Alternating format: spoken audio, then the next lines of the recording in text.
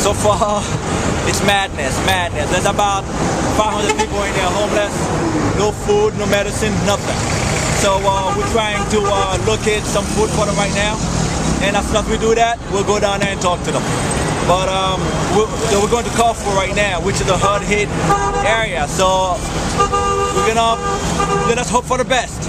So I'm here at the palace, the government building, the official government building of Haiti, and you would not believe what it looks like today.